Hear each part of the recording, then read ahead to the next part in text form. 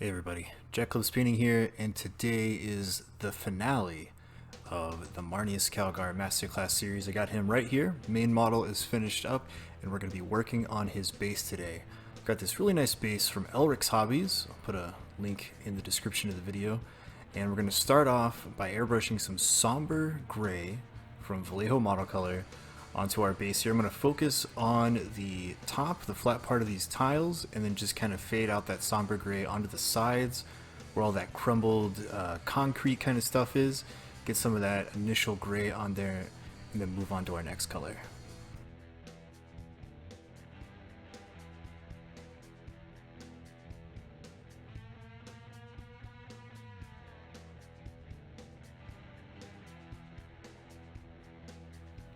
Alright, now we're going to get out some wolf gray. This is also Vallejo Model Color. This is the game error version. And I'm just going to start in the center of these tiles and then kind of fade that wolf gray out from the center so that we have a little bit of that somber gray left in the edges of our tiles right near the grout line there. And once I get our tiles done, I'm also going to lightly spray this over the concrete areas just to get all those details popped out a little bit with this highlight color.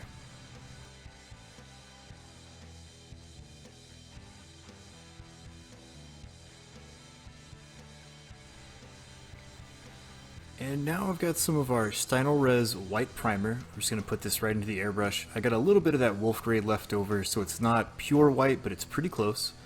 And I'm just going to really pop out the highlights on our tiles and then very lightly airbrush the details on our little concrete areas with that white just to pop out that little rough texture detail a little bit more. For these skulls, I'm going to get out some Model Color Buff. I really like this color for doing bone workups. I got our air turned down really soft, and I'm just going to lightly airbrush this Model Color Buff onto our skulls, trying not to get too much overspray. If I get a little bit of overspray, it's not the end of the world. We are going to put a wash on this concrete and on these skulls and all that stuff, so most of that light overspray will get faded back down into our shadows by the wash, but still want to be pretty careful. You don't want to just go crazy on there and rely on that wash to save you.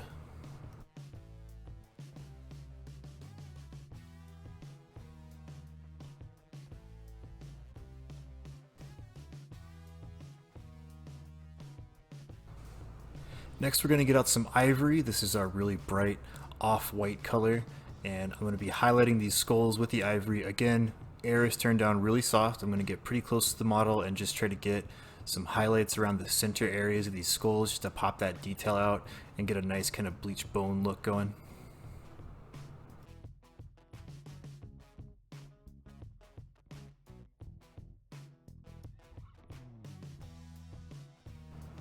Next we're going to work on some of the metallic pieces. There's like some ruined siding or metal sheeting or something. I don't know. This looks like siding, but I'm just going to base that out in some of our dark black metal and move on from there.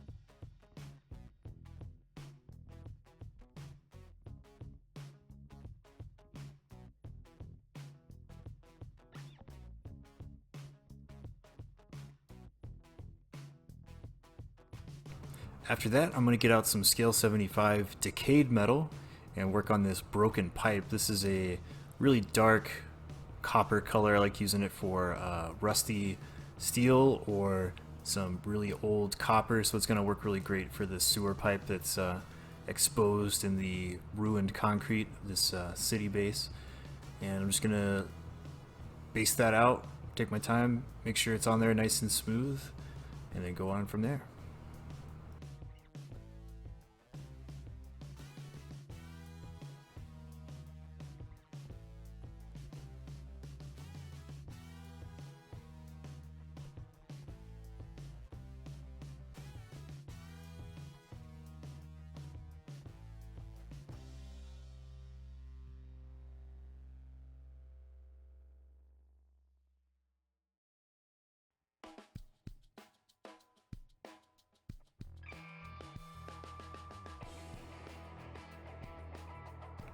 Alright, now we're going to start our washes. I got some strong tone and some quick shade wash mixed medium from Army Painter, our little wash dish. I'm just going to put a couple of drops in there, a little bit of water, mix that up.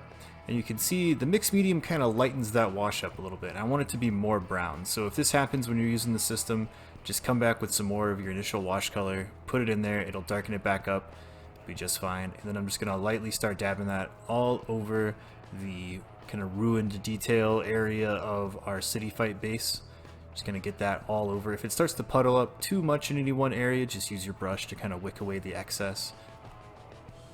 And then after I get that done, I'm going to get out one of my little detail brushes and I'm going to do a pin wash in the grout line of these tiles, because I want our tiles to stay relatively clean and unstained until we get into our weathering process, because I want them to pop out on the model, but I also don't want to have a bunch of washed coffee stains on there. I want them to be relatively clean.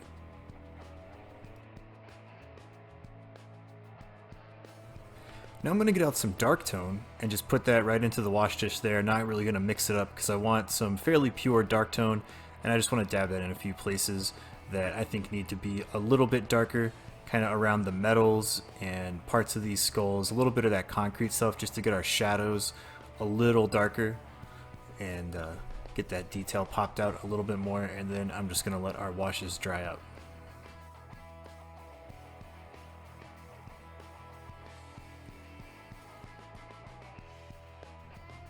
Now that our washes are dry, we're going to move on to doing some weathering. I've got some brown engine soot from Vallejo Mecha Color. I'm just going to get a couple of drops in our little wash tin and a whole lot of water. I want this really thinned out. I'm going to mix that up, and you can see when I brush it onto my hand how thin it is. I want it to just basically sit into the details of the model and create kind of a dirty, dusty patina on top of everything. Like a layer of dust and dirt and grime that is settled on this battlefield. And I don't want it to pool up in places like a wash. I just want it to kind of sit over everything nice and thin, almost like a color filter. So if it's too wet in any one area, I am going to wipe that away because I don't want stains. I just want that kind of brownish filter to go over everything.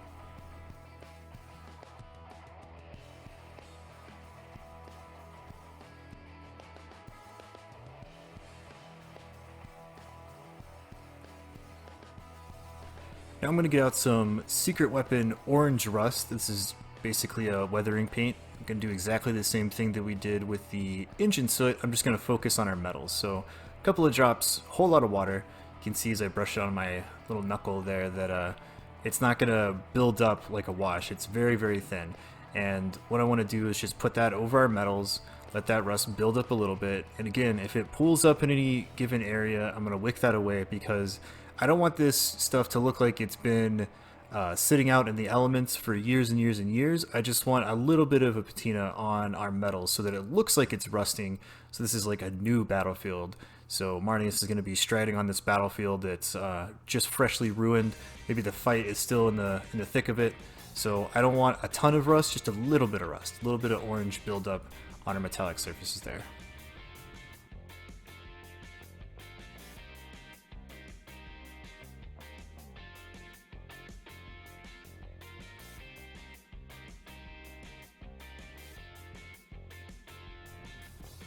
Okay, so now that that's dried up, I'm going to get out some Ulthwan Gray. We're going to use this as our dry brush color. And I'm going to lightly dry brush over the details and on the edges of our tiles to get kind of a dusty texture on everything and help that detail get popped out a little bit more than it already has been. I want the detail to be very striking and stark, have a lot of contrast on the base. And this Ulthwan Gray is bright enough to do that, but it's also not going to be like over the top as if it would be if we were using pure white. So I'm just going to dry brush everything. That's going to give us that kind of concrete dust look and texture to everything. Like all this pulverized concrete and tile dust is kind of settled over everything, and go from there.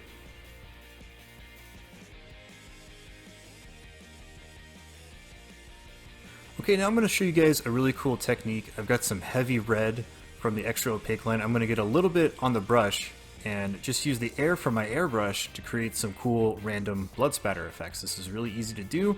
You just got to take your time and don't overdo it. It's really easy to overdo this. So Just a little bit of paint on the brush there, and I'm just going to kind of spatter it by pressing the trigger on the airbrush down to give it a little puff of air. I'm not going to spray it like I would a coat of paint, just give it little puffs of air to spatter that red paint on there. You can go brighter reds, you can go darker reds if you want that blood to look more dried and old. You can just do it with any color you want, really. Maybe you want to do green predator alien blood on stuff, I don't know. But it's a really handy technique. It can give a lot of character to stuff, so I want Marneus to be striding onto this fresh battlefield with some blood spatter everywhere, like he's right in the thick of it. I think that'll tell a cool story.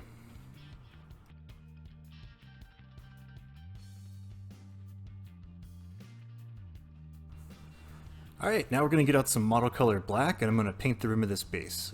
Just take your time. You can use the side of your brush, or you can pull the brush along the edge of the base there. However, it's easiest for you. I kind of do both depending on what the style of base is. Maybe it's got some overhangs or something like that where you have to pull along the edge. Maybe it's really flat and you can just use the side of your brush.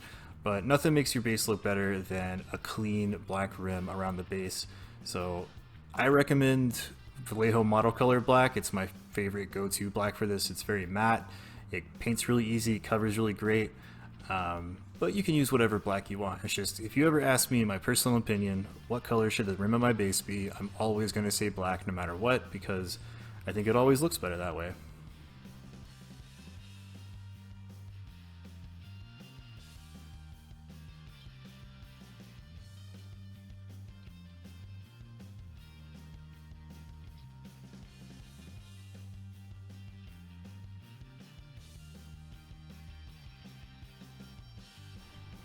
Alright, we're going to finish this base out with some matte varnish. I'm going to mix that up in the airbrush with some airbrush thinner.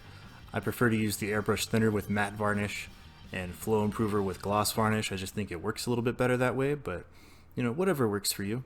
So I'm just going to go around the base, get a nice clean protective layer over the base. It's going to uniform all the finishes of the different paints that we used, and then we're going to get Marneus mounted up on this base.